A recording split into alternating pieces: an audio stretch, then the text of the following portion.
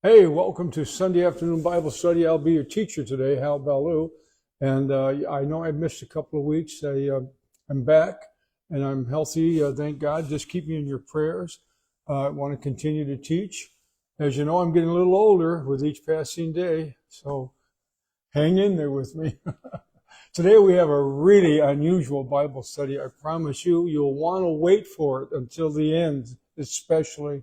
You want to get your paper out, pens, pencils, whatever, a cup of coffee, your Bible, and dive in. This is going to be an intense Bible study. And before I get into it, I want to remind you, this isn't a sermon. You're not going to get a lot of preaching and all that. I want to convey a deep teaching today to you, from me, within us, if you will. And this is very important that you pay attention. Get that pencil out and paper. Anyway, let's jump right in the book of Mark, chapter 5, verses 21 through 43. The title of today's sermon is The Woman with the Issue of Blood and the Sandwich. I'm going to explain it, and once I do, you'll have an aha moment. But let's begin. We've got a lot of work to get done.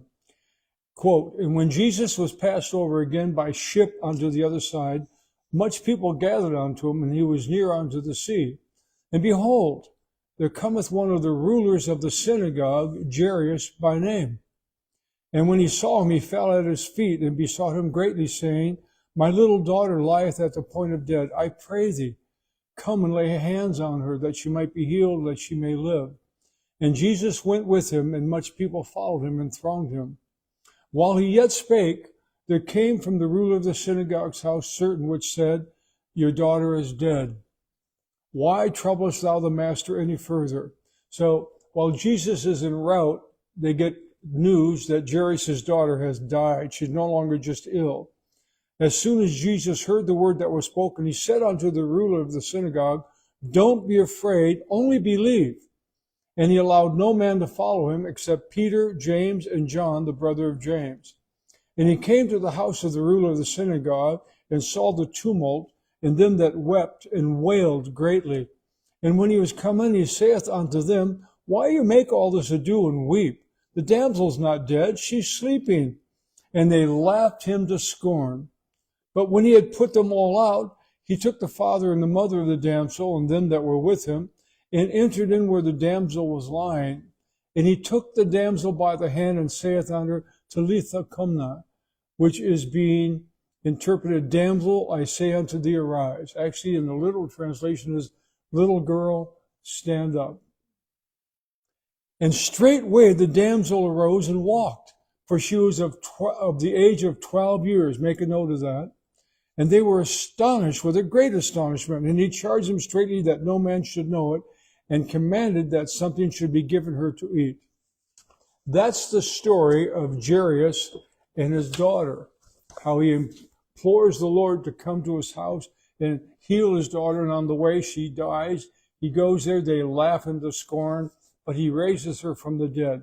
However, interestingly enough, there's another story inserted in between these two stories this story I just read to you. It begins here, I call it B. Let me put it up on the scriptures here, on the overhead, I'm sorry. Here's what Mark interjects or sandwiches between the time when Jairus asked Jesus to come to his house and when Jesus arrives. This is what happens in between. And a certain woman which had an issue of blood 12 years, remember I told you to note that the little girl had been, 12 years old, and had suffered many things of many physicians, and spent everything she had, and was not bettered, but rather she grew worse. When she heard of Jesus, she came in the press behind and touched his garment. For she said, If I might touch but his clothes, I will be made whole. And straightway the fountain of her blood was dried up. And she felt in her body that she was healed of that plague. And Jesus, immediately knowing in himself that virtue or power had gone out of him, turned him about in the press and said, Who touched my clothes? And the disciples said to him, You see the multitude thronging you? How can you say, Who touched me? And he looked round about to see her that had done this thing. But the woman, fearing and trembling, knowing what was done in her, came and fell down before him and told him all the truth. And he said unto her, Daughter, your faith has made you whole. Go in peace and be whole of your plague. Now, the reason she was fear and trembling is because any woman who had an issue of blood was unclean. And when she touched the clothes of anybody, that person became immediately unclean according to the law. But Jesus doesn't upbraid her for that. Anyway, this story about the woman with the issue of blood actually is interrupted by the story of Jairus and his daughter. It's just sandwiched in there. The Apostle Mark here is using a very important or interesting literary tool. The actual word is intercalation. This is the literary tool. Intercalation. For those of you who are literary buffs, that's the correct word. Now, an intercalation involves three events in a story. It would be the beginning of the story, or A1, and then you have B, the interruption, the intercalation or sandwich, and then you have A2, which is the completion of the story that began here. B is the sandwich. B is the interjection that's added between the stories. Now you might ask yourself, why would Mark begin a story about Jairus, interject a story about a woman with the issue of blood, and then finish the story of Mark or Jairus in that way? There's a spiritual reason for that. God is using this literary tool to make a statement, to bring about an important spiritual truth in kind of a hidden way. Some of you may say, well, why does God do that? Remember what Jesus said about parables? Jesus taught in parables, and his disciples asked him one time, why do you do that? He said, because in seeing they don't see, hearing they don't hear. He said, I'm teaching you truths in a secret manner, if you will, because many people don't care about this stuff. But I'm going to teach you how to understand it. This is another one of those tools that God is using, called the intercalation, or the simple term is the sandwich. We're going to discover some interesting things about that today. Anyway, in this example, we see that A1 refers to Jairus' plea to Jesus to heal his daughter. A2 completes the story of Jairus as he raises his daughter from the dead. However, Mark interjects the other story, B, in the middle of the story. This is an intercalation or the sandwich. Mark has done this, by the way, intentionally. That's important because God has an important message here. Now, two things about the sandwich, if you will. I'm going to write it on the board. There are two things that we have to pay attention to every time Mark uses this particular literary tool. First, there will always be a theme, a basic theme. I'm going to reveal this to you as we get into it. And secondly, and very importantly, that always these stories will reveal an irony, something ironic in it of spiritual value. Stay with me. I'll make it clear.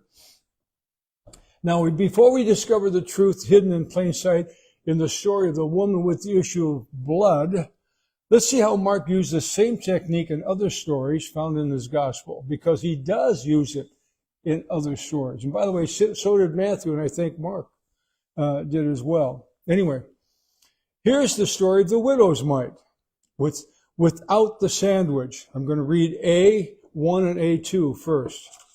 Here's the story of the widow's mite. That's it.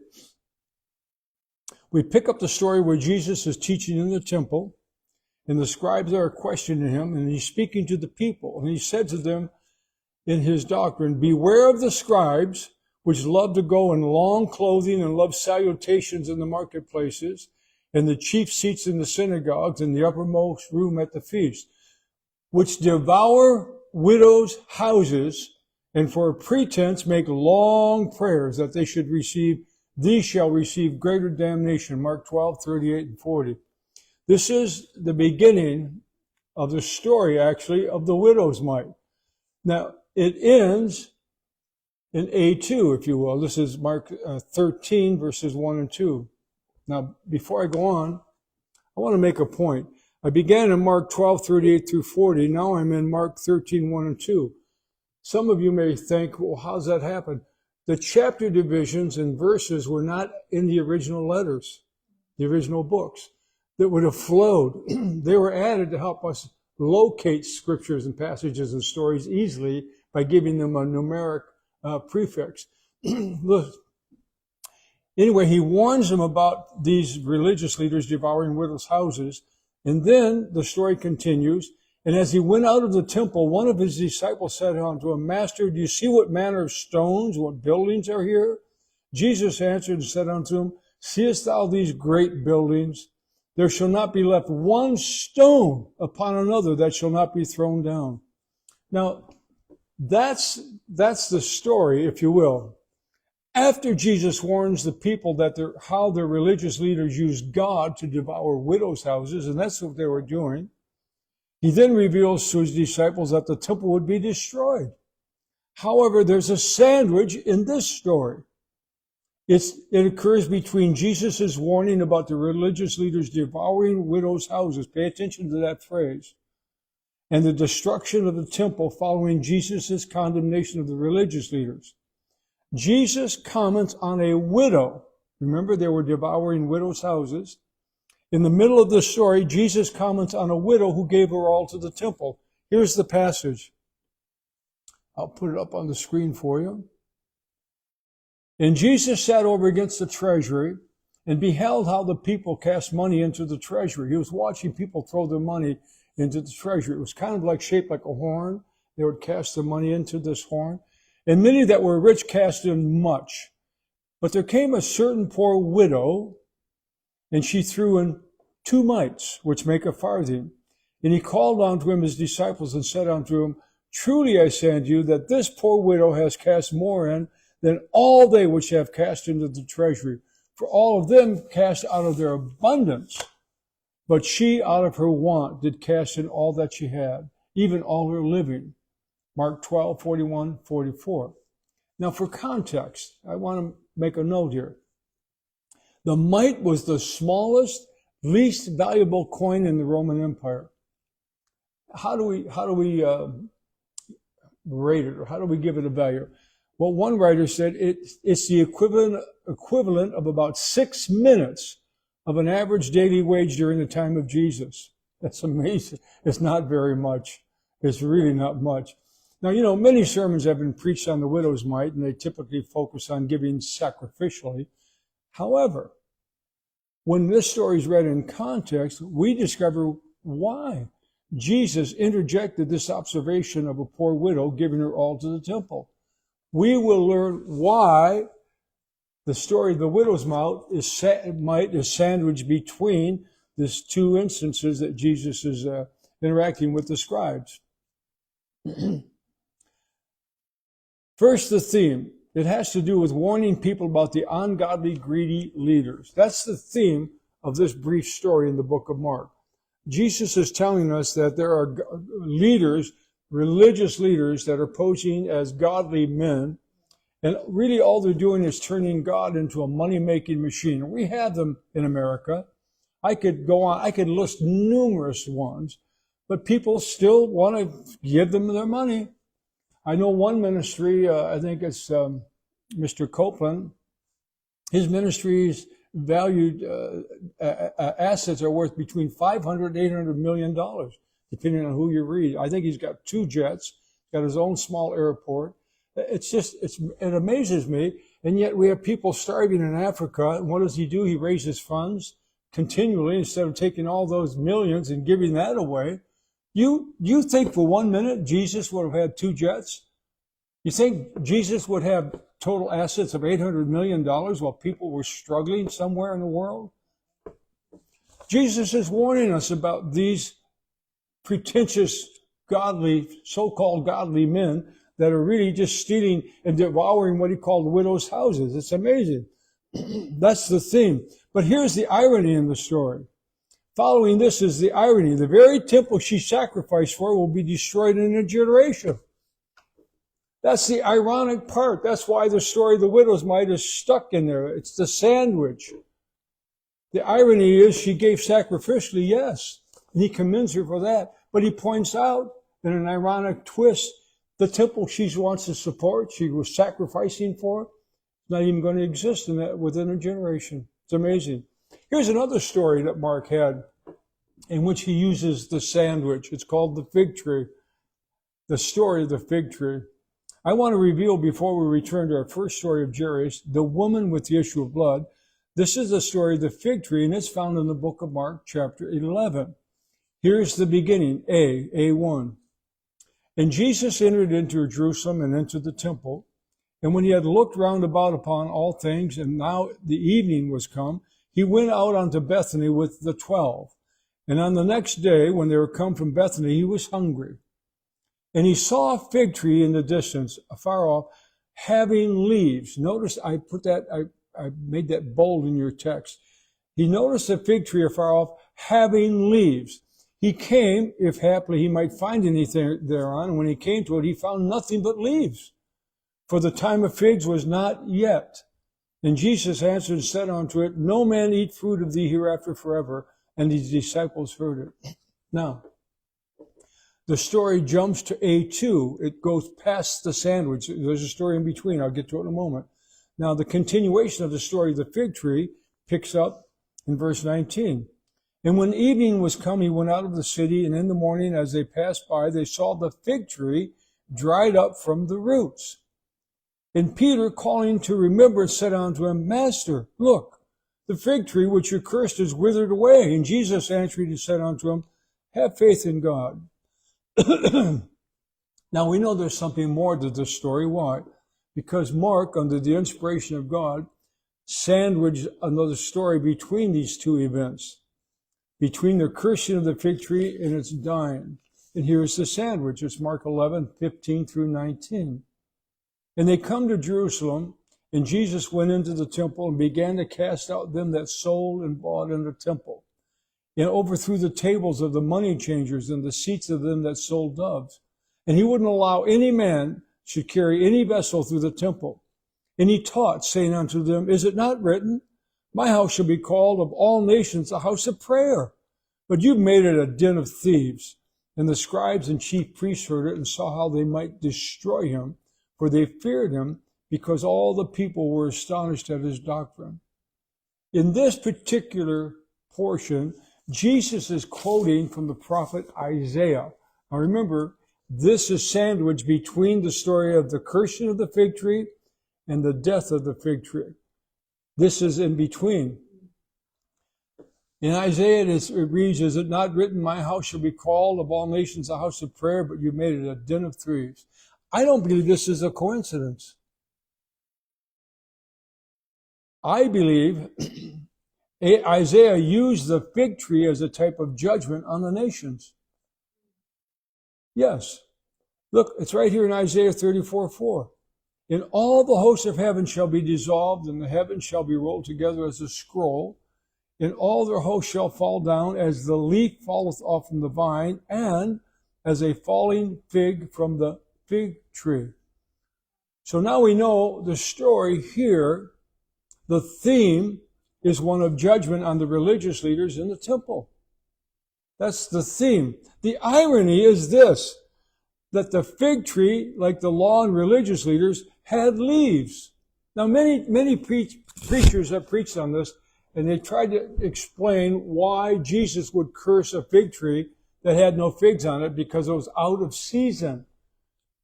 The time of figs was not yet. That's what the scriptures tell us. So why would Jesus curse that fig tree? Why did he expect to see figs on it? Well, there's a reason for it. Let me finish this. Like the law and religious leaders had leaves, which suggested it should bear fruit. The law did not produce fruit. It only produced judgment. The law of Moses was doomed to die, just as the symbolic fig tree withered up and died. Jesus was using the fig tree as a type of spiritual Israel. It was doomed to die, just as he had told his disciples in another story about the destruction of the temple. But let's go back to my observation. Some believe Jesus shouldn't have cursed fig tree because it wasn't the season for ripe figs. However, that's incorrect. I'm going to quote to you from a passage that I found on the internet. Quote, "What makes this fig tree in Mark 11 unique is that it was in full leaf." I read that to you in this passage. It said it was in full leaf. By late March, Nisan 10, right before his crucifixion, Passover. So if the tree was in full leaf by late March, that was abnormally early for leaves or foliage in fig trees.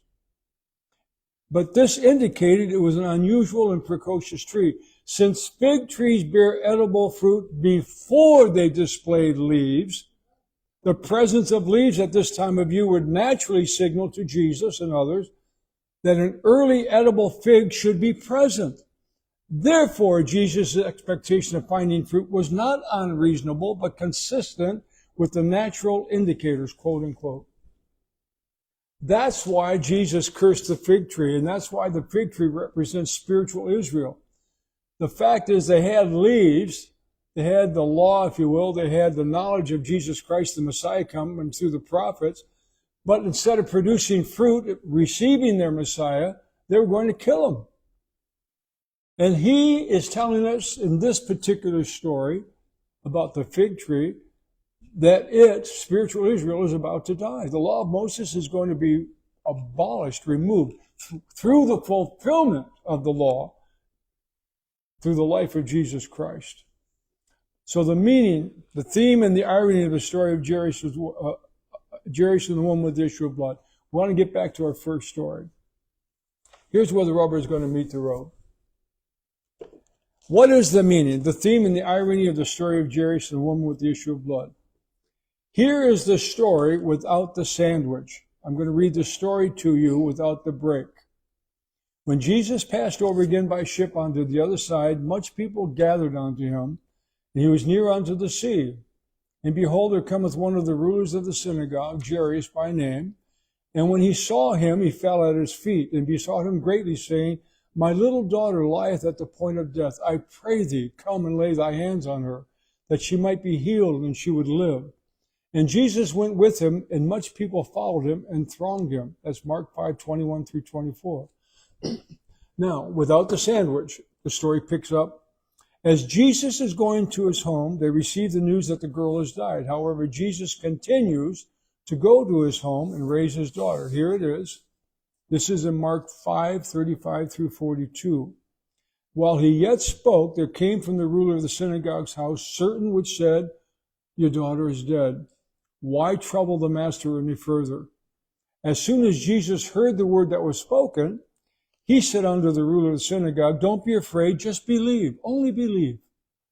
And he allowed no man to follow him except Peter, James, and John, the brother of James. And when he cometh to the house of the ruler of the synagogue, and seeth the tumult, and them that wept and wailed greatly, and when he was come in, he saith unto them, Why make ye this ado, and weep? The damsel is not dead, but sleepeth. And with this they laughed him to scorn. But when he had put them all out, he took the father and the mother of the damsel, and them that were with him, and they went in where the damsel was lying, and he took the damsel by the hand, and said unto her, Talitha cumi, which is being interpreted, Damsel, I say unto thee, arise. And straightway the damsel arose and walked, for she was of the age of 12 years. And they were astonished with great astonishment. However, before Jesus continues to Jairus' home, something odd happens. What? A sandwich is added between the two events regarding Jairus and his daughter. Here's the sandwich. It's in Mark 5:24 through 34. This is about the woman with the issue of blood. Pay attention, because here it comes.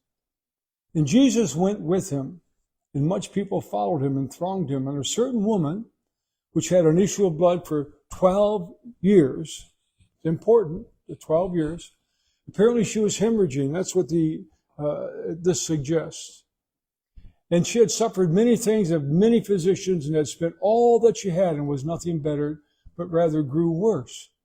When she had heard of Jesus, came in and pressed behind and touched his garment. For she said, if I might touch but his clothes, I shall be whole. And straightway the fountain of her blood was dried up, and she felt in her body that she was healed of that plague. And Jesus, immediately, knowing in himself that virtue had gone out of him, turned about in the press and said, who touched my clothes? And his disciples said to him, you see the multitude thronging you. How can you say, who touched me? And he looked round about to see her that had done this thing. But the woman, fearing and trembling, knowing what was done in her, came and fell down before him and told him all the truth. And he said unto her, daughter, thy faith has made thee whole. Go in peace and be whole of thy plague. Why did Mark, under the inspiration of God, place this story between the story of Jairus going to Jesus and Jesus going to Jairus' home? Now, before I go on, I want to make a point here. When Mark wrote this book, this letter, if you will, his audience at that time would have understood. For instance, they would have understood the significance of Mark mentioning 12. That culture would have known.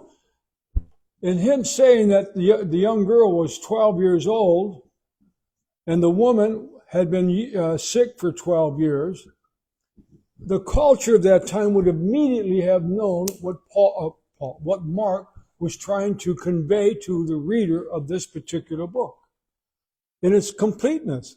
He's using these 12 years old and 12 years of illness to connect the stories. That's what that's in there for. Why else would he say, and the young girl was 12 years old? That point is of no importance to the story. None at all. He's using that, and again, the culture of that time would know that. When we study the Bible, we have to study it in context, in its cultural context, the language of the time, the mores, if you will, the social mores at the time, to understand what it was God was writing to us. This is one of those instances. But here, let's go back. Why does Mark place this story within a story? The answer lies in the hem of Jesus' garment. This is important. In Mark's account, the woman with the issue of blood, I'll put that up here for you. For those of you who don't have notes, see it right there. In Mark's account, the woman with the issue of blood touched Jesus' garment and clothes. Mark 5:27-28. Pay attention to this. When she heard of Jesus, she came in the press behind him and touched his garment, for she said, if I might touch but his clothes, I shall be whole. The words here in the text in the Greek for garment and clothes are the same word in the Greek, hymation. Let me write that down here for you. Even though they translate the same word as two different words, it's hymation in the Greek. That's my transliteration, if you will. It could mean apparel, a cloak, clothes, garment, raiment, robe, or vesture. However, when we read the same account in Matthew, the book of Matthew, we discover an important clue as to what really happened, what she really wanted to touch. It wasn't merely his garment or clothes. Let me give it to you here. Matthew chapter 9, verse 20-21. This is the same sandwich, if you will, a portion of it. And behold, a woman which was diseased with an issue of blood 12 years came behind him and touched the hem of his garment. For she said within herself, if I may but touch his garment, I shall be whole. Well, the word for garment here in Matthew is the same one Mark used, hymation, for the garment. Matthew added something meaningful to the story. He added the word hem, H-E-M, when referring to his garment. This word is revealing. It's the Greek word kraspedon, K-R-A-S-P-E-D-O-N. It refers to the tassels on the hem or edge of his garment. Chris, can you grab that? Can you get my, you know where it's at? I have I actually have something from the Middle East when I travel to the Holy Lands that has tassels on it, so I can actually show it to you. Anyway, Matthew adds something meaningful. He adds the word hem. This word in the Greek is kraspedon. It refers to the tassels on the hem or edge of his garment. Now, this is important. During the time of Jesus, Jewish men wore four-cornered outer tunics. I have it up here. They wore four-cornered outer tunics with tassels attached to the four corners. And there's no doubt Jesus wore this garment, this same garment with the four corners and the tassels. Why? It was commanded. Let me read it to you in the book of Numbers. Every Jewish man would have had this. The Lord said to Moses, "Speak to the Israelites and say to them, throughout the generations to come, you are to make tassels on the corners of your garments with a blue cord on each tassel. You will have these tassels to look at, and so you will remember all the commands of the Lord, that you might obey them, and will be consecrated to your God." Thank you. Here. Today, this tassel is no longer on the hem, but rather it has gone into a prayer shawl. So now today you'll see a lot of religious Jews in Israel with a prayer shawl on, and they have the tassels. See that? See the knots? See them right there? Those knots are there for a specific reason. See it right there? Those knots? You can't see it probably, but there are little knots tied there. Those tassels and knots would have been on the four corners of Jesus's hem of his garment. This is what the woman is looking for. Jesus, no doubt, was wearing that. The outer garment became known as the tallit, and eventually evolved into the Jewish prayer shawl, which I just showed you, that they would put over their heads. These tassels were to remind each Jewish man, and this is important, very important, each Jewish man of his responsibility to fulfill God's law or commandments. In fact, these tassels are tied into 613 knots to constantly remind them of the 613 laws of Moses. Whoa! 613 laws of Moses. And they were broken down into two groups. 365, where thou shalt not. And then the balance, which would have been 248, are the thou shalt. They were the positive ones. So thou shalt not and thou shalt. Importantly, Mark's readers would have been familiar with the tassels and what they represented, the laws of Moses. When we see this prayer shawl today, even most Christians today do not understand the tassels. But now you know the tassels represent the laws of Moses. This is critical to understanding this whole story of the woman with the issue of blood. The secret of the story is in the tassels, the hem. The first thing we notice in the story is this: their faith is a result of desperation. The woman is desperate because she's exhausted all of her means trying to become cured without success. Jairus' daughter is no longer ill, she's dead. So he's desperate. Jairus is desperate. This is the theme of this story. And it comes out in spades with the woman with the issue of blood. Faith in the midst of desperation. Faith in Jesus Christ, not the tassels, not superstitious beliefs in magical amulets or pieces of clothing and so forth. Jesus knows that sometimes our faith is formed through desperation, an unsolvable condition. As an example, the issue of blood and the death of the little girl. The irony, though, in the story is found in the hem of his garment. And this is where the secret becomes revealed. Remember, the four corners of the garment held a total of 613 knots representing the law of Moses. I want to read it again to you, so pay attention.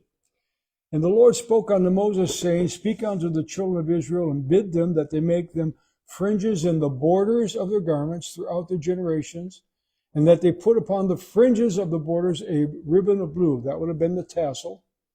And it shall be unto you for a fringe, that you might look upon it and remember all the commandments of the Lord and do them. And that you seek not after your own heart and your own eyes, after which you used to go a-whoring. Numbers 15:37 through 39. Now here's the importance. 2 words in that passage of Scripture, 2 words, borders and fringes, have similar meanings. The Hebrew word for border is kanap, K-A-N-A-P, and it means wing.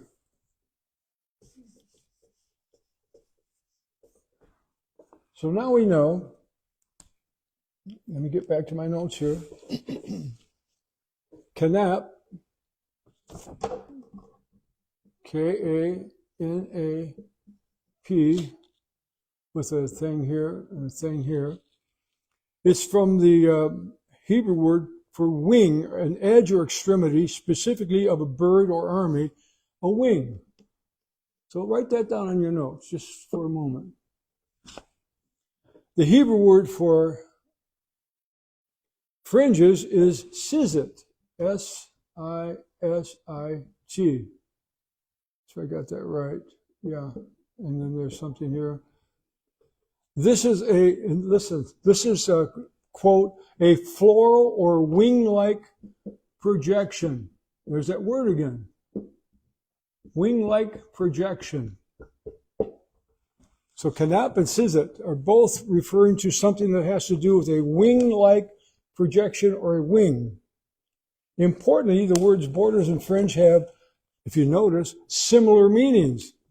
The Hebrew word for borders, kanap, from wing, and the word for fringe is sizit, a floral or wing-like projection. Now, in Jesus' time, the Jews would have thought of the corners of the garment as wings, not tassels. They would have seen those tassels and thought of wings. They would have thought of this passage of Scripture in Numbers 15, where the tassels were commanded to be made and carried about, worn, if you will. The tassels, therefore, represent not only a physical reminder of the 613 commandments or laws, but a spiritual connection to God's protection, coming under God's wing and guidance. You see that? Yeah, you see it now? This becomes clear when we read the following.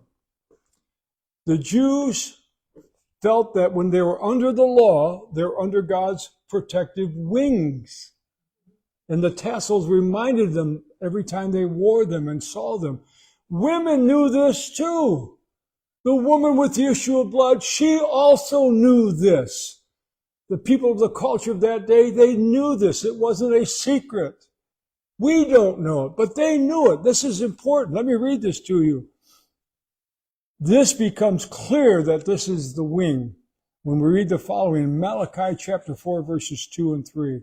But unto you that fear my name shall the Son of Righteousness arise with healing in his wings, and shall go forth and grow up as calves of the stall. And you will tread down the wicked, for they shall be ashes under your soles of your feet in that day, that I shall do this, saith the Lord of hosts.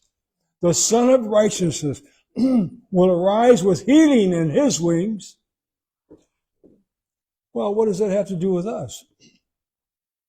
The same Hebrew word Moses used in Numbers 15 for borders and fringes, kanap, is translated here as wings in Malachi chapter 4. Knowing this truth reveals why the woman sought to touch the hem of his garment, the tassels. The woman with the issue of blood did indeed find healing in the wings of the Son of Righteousness, the Messiah, just as prophesied. Do you understand? Am I making any sense? Listen to this. There's more. Jesus also spoke about his wings of righteousness. We find it in the Gospel of Luke, chapter 13, verses 34 and 35. Listen.